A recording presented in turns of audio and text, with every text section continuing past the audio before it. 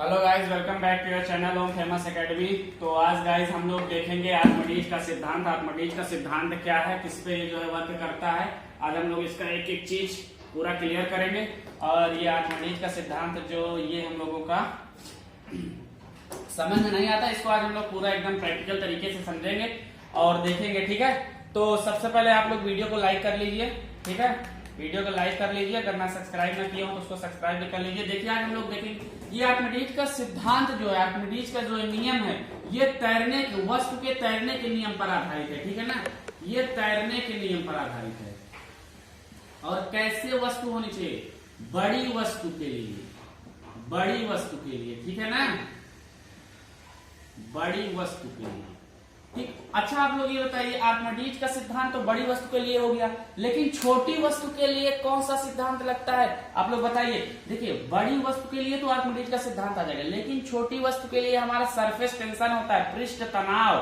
ठीक है ना, पृष्ठ तनाव के कारण छोटी वस्तुएं क्या होती हैं? तैरती हैं पानी में, जल में। ठीक है, तो हम लोग देखेंगे लेकिन इस समय आर्किमिडीज का सिद्धांत। आर्किमिडीज का सिद्धांत तैरने के नियम पर आधारित है।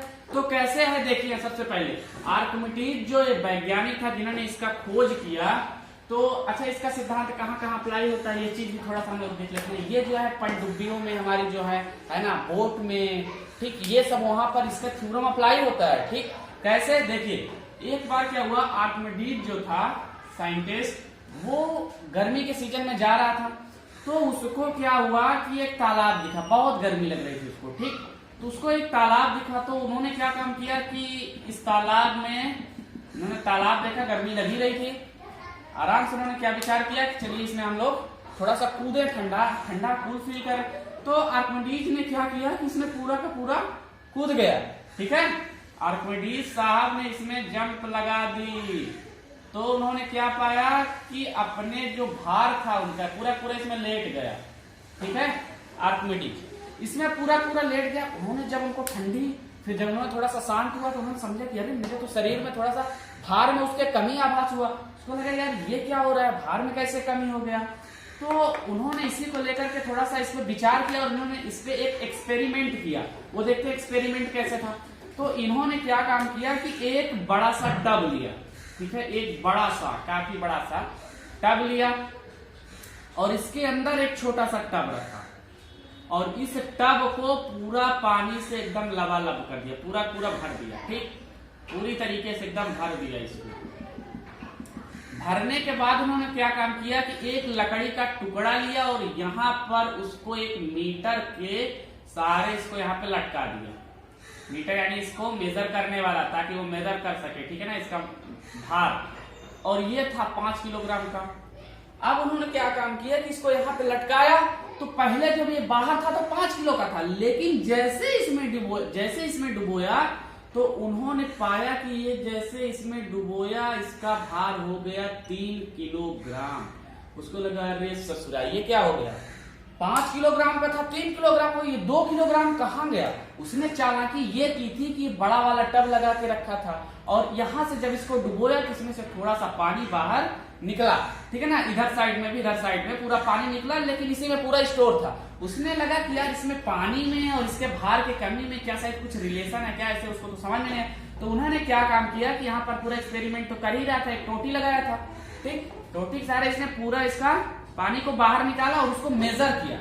ठीक है ना, जैसे उन्होंने मेजर किया तो उसने पाया क्या कि जो इसका बाहर निकाला गया पानी था ये किसके बराबर निकला, ये बराबर था इस वस्तु के आए हुए भार की कमी के बराबर था। ठीक है ना, भार में कमी के बराबर था। तो कहा ये तो पूरा जो है भार में कमी के बराबर था। उसको लगा अरे इसमें तो रिलेशन।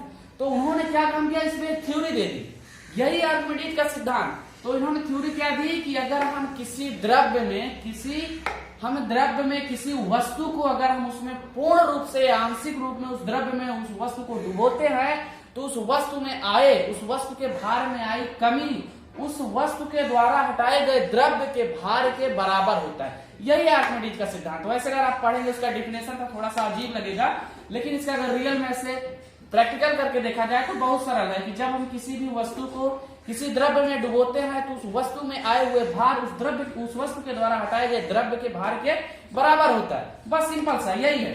तो फिर इन्होंने क्या काम किया कि अरे तो फिर इन्होंने फिर थ्योरी दे दी पूरा, और बहुत ढेर सारा इस पे एक्सपेरिमेंट किया और उन्होंने बहुत ढेर सारा थ्योरी दिया। आइए हम उसको देखते हैं। तो ये यहाँ तक समझ में आ गया कि नहीं? अर्गनीज का सिद्धांत क्या है, क्या कैसे अप्लाई करता है? बस सीधा से समझिए कि आप लोग जब इन्होंने क्या एक्सपेरिमेंट किया कि किसी भी वस्तु में जब हम किसी द्रव्य में किसी वस्तु को डुबोते हैं तो जो उस वस्तु में कमी आती है, भार की कमी आती है, वो हमारा बराबर होता है वो वस्तु के द्वारा जितना हटाया जाता है द्रव्य उसके बराबर होता है। ठीक, अब इन्होंने 3 एक्सपेरिमेंट किए और 3 अलग अलग थ्योरी दी हैं। देखते हैं तीनों को 1 बाय 1। ठीक, तो इन्होंने 3 थ्योरी दिए हैं, देखते हैं तीनों का। बहुत ही सरल, एकदम आसान समझिए। ठीक, इन्होंने 3 टब लिया।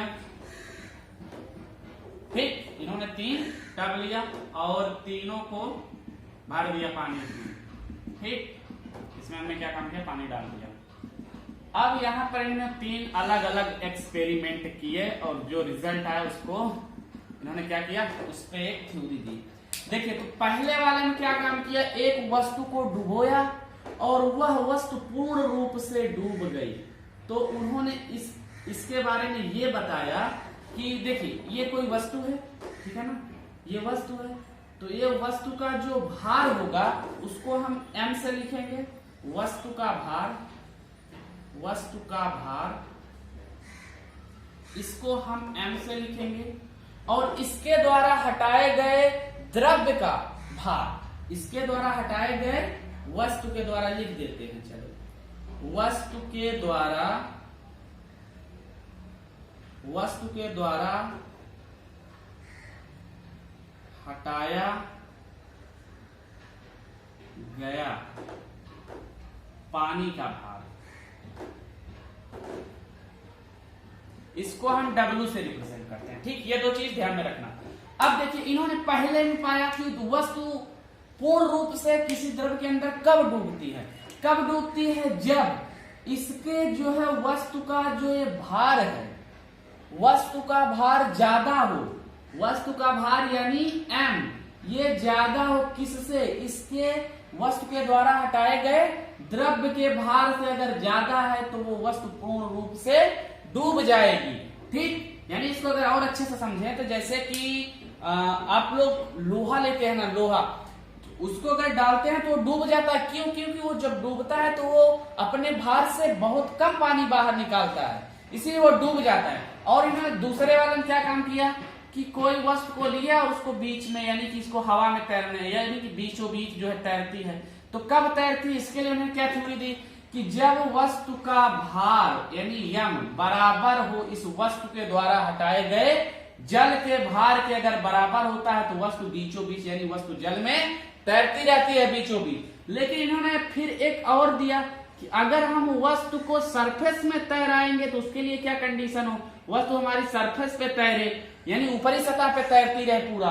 तो कब वो, उन्होंने तब ये बताया कि इसके लिए कंडीशन हमारा ये होना चाहिए कि जो हमारा वस्तु का भार है ये कम होना चाहिए, इस वस्तु को द्वारा हटाए गए जल के भार से कम होगा तो हमारी वस्तु पूर्ण रूप से तैरेगी। अब हम लोग इसको समझेंगे और अच्छे ढंग से, ठीक है ना। तो ये इन्होंने 3 थ्योरी दी थी। पहला था वस्तु कब डूब जाएगी, वस्तु कब बीचों बीच तैरेगी और वस्तु कब सरफेस पे यानी कि बाहर